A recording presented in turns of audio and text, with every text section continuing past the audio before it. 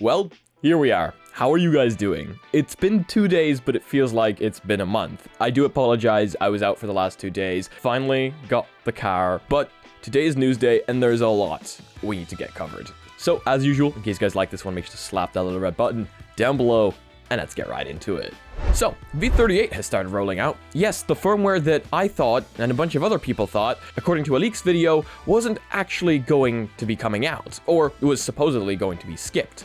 But apparently, people in PTC, the public test channel, have started receiving V38 now. And, quite unfortunately, the firmware now shows that the Oculus logo has been changed to a Meta logo. So, once again, it seems we are losing another piece of Oculus. And I know, once again, that some people just don't care, but the truth is, this is definitely interesting. They're literally just trying to wipe it off the face of the earth. Yeah, I do guess they changed their name, so it's only fair that they changed the rest of their product with it, but it's just kind of interesting seeing it slowly disappear one by one. Yes, I'm quite sad about it, but I'm not gonna go rambling on about it for too long. But yeah, in V38, prepare to get your Oculus logo changed to a Meta logo. Whether this is literally just the boot up, you know, when you're turning on the headset and it's shining the white glow at you, or whether this is everything to do with the headset full stop, I can't be certain yet. But I know for a fact that this is definitely the boot logo. This was posted by Sadly It's Bradley on Twitter today morning, and I replied in just the right way if you ask me. Oof, as that is exactly what I'm feeling. So let me know what you guys think about this one down below. Apparently Meta has also scrapped a next-gen VR and AR OS. This one's actually quite interesting, and they've also reassigned the team. So Meta reportedly stopped work on a next-generation operating system for its headsets and future glasses,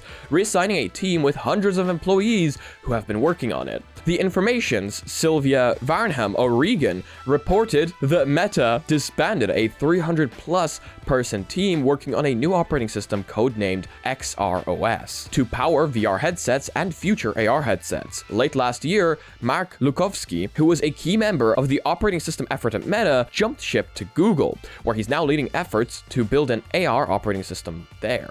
So that's quite interesting, that they just kind of scrap it just like that, but maybe that means they're working on something larger, or they're planning on upgrading the current OS we have inside the Oculus Quest. After all, we have things like pass-through. So if pass-through works on the Quest, and all of these windows can be made work in pass-throughs. You know, we have Infinite Office, for example, right now. That is being built, and you will be able to turn on pass-through with that. What's stopping them from putting this operating system onto glasses? I think it would work quite well. I mean, we already know the system. You know, we wouldn't have to learn anything from scratch. We already know how to navigate this one. And these windows would look good, according to me, floating around in the 3D space in pass-through. Of course, colored pass-through. So I think they may have scrapped it because they decided, hey, we're gonna work on so-called, what I'm calling, Oculus OS for now. So, you know, do let me know what you think down below. And of course, the article, in case you want to read the full thing, is also going to be down below. And of course, probably the largest piece of news that has happened since I was gone, literally the day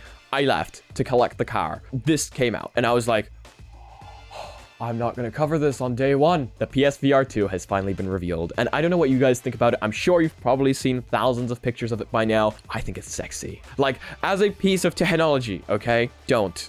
I think it's sexy. Roughly a year on from its initial announcement, we finally have a first look at the PSVR 2 headset. It looks surprisingly not like the Quest 2. Some people are saying it looks like the Quest 2. If you ask me, it does not look like the Quest 2. It's a lot more rounded than the Quest 2 in the front and looks a lot more futuristic. Comes with a built-in Halo head strap and has that one wire that we were talking about that will go to the PlayStation. Has inside-out tracking cameras, 4 of them, just like the Quest 2, and I think, honestly, that is probably the only thing that it has in common. This is a much sleeker design, if you ask me. Also looks a little bit thinner, but I could be wrong there, but probably is, considering it doesn't have a battery of its own. And once again, it's more rounded. For some reason, this looks more like a spaceship to me than anything else. And not like a router this time.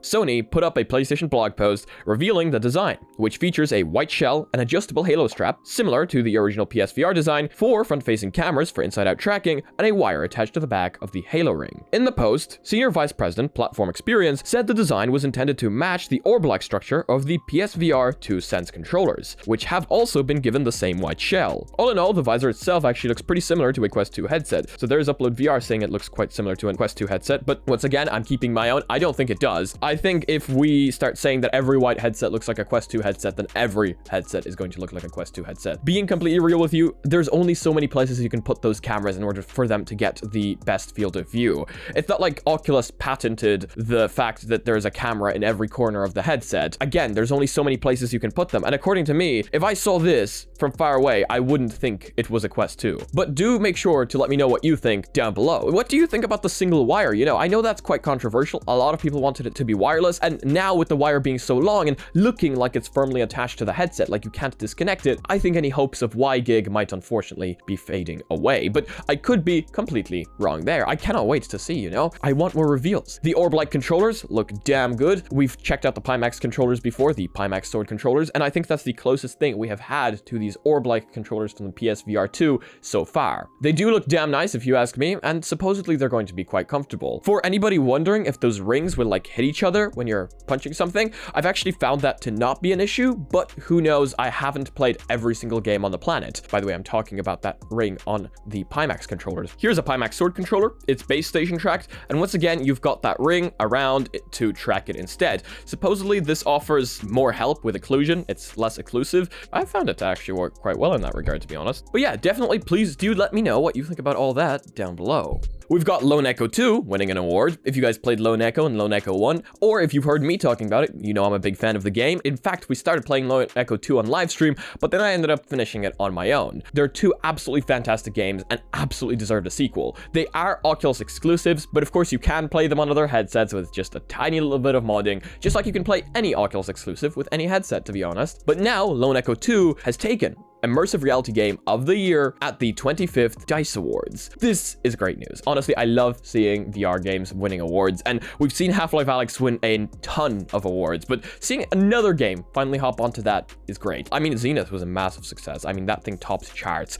but I don't think it won any awards yet. I'll have to check that. Ready at Dawn's Lone Echo 2 took home both VR-focused awards at yesterday's 25th Annual DICE Awards. The sci-fi epic won both the Technical Achievement and Overall Game of the Year in two immersive reality categories. For Game of the Year, Lone Echo 2 beat rivals including Demeo, I Expect You to Die 2, Resident Evil 4 VR, and Song in the Smoke. It's surprising Half-Life Alyx wasn't on there, but I guess Game of the Year would be kind of tough there because Half-Life Alyx was released not last year, but the year before, so I guess Game of the Year wouldn't really fit there. That is very cool. I'm so happy for Lone Echo 2. It was a great game, great graphics, really nice story, and overall I was very happy with it. I definitely recommend you guys check it out, but do play the first one first, as it is kind of a continuation of the story, which is really nice. You know, I like when that happens. And here's an interesting one for you.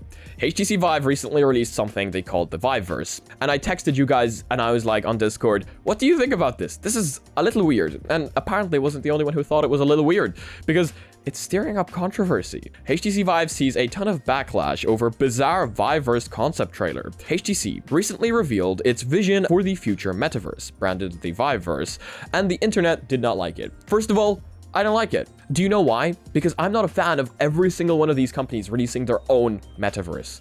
It's not a metaverse if they're not intertwined and interconnected like our current internet. I've talked about this before, but I think the metaverse, or whatever you want to call it, the nexus, should be an open internet. Should be something we can enter, and not every company has its own. What if every company had their own internet? How stupid would that be? And essentially, I think that's where we're headed right now. It's not good. In a now pinned tweet, the Vive Twitter account yesterday posted a concept for a virtual ecosystem split across both augmented and virtual reality hardware, labeled the Viveverse. That I think is cool. It should be split between augmented and virtual. You should be able to intertwine and interconnect those. It suggested this platform would deliver a future where the impossible becomes possible. The video itself proposed several broad possibilities for Viveverse, from graspable concepts like working out in the gym with your performance displayed on virtual overlays, to more outlandish ideas like attending virtual wine tasting sessions and then purchasing said wine using Bitcoin. Oh, lovely. Oh, and there's of course a bit where young woman buys an NFT of Meow Nalisa, which is exactly what it sounds like, for her grandma.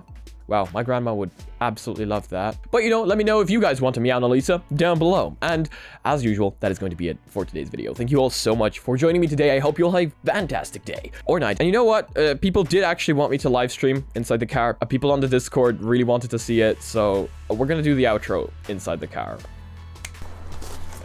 So first of all, let me start off by saying this is insane. Like, this would have never been possible without you guys. Like, can I just say a huge, massive thank you for like all your support and you sticking with me throughout the years. This has been my lifelong dream. And again, it would not have been possible without you. So I just want to say thank you so much. This community, it means so much to me. And I'm lost for words. Like, I really am. I really am. But I hope you know, thank you. Like, in all seriousness, I still can't believe it. Like, 100%, I really can't. And I posted a short post yesterday, but not even me right now, I couldn't put into words how grateful I am to be able to be here. It's, my vocabulary was never good enough for that kind of stuff. So all I can say is a huge, massive thank you, because without you guys, none of this would have been possible. This is my dream, and you guys helped my dream come true. It's insane. It really is. But with that being said, thank you so much to the Patreons that support me every month, help me out, paying the bills, paying things like that. That needs to be done as well. But yeah, so thank you so much for that, letting me make these videos better. And VR carpooling is going to be a thing soon. That's happening. It's happening. I need insurance first. But with that being said, if you guys are not yet part of our community, check out our Discord down below. Check out our Reddit, where I want to see you posting your spicy memes. Guys, I know what we need to do. I know what. Wait. Okay, let's do this. Let's do this. This is going to be great. Play Swagger Stagger. So as usual, in case you guys want to be notified about future content coming up on the channel, make sure to smack that subscribe button with your forehead, ding my bell, and see you again in the next video. Peace.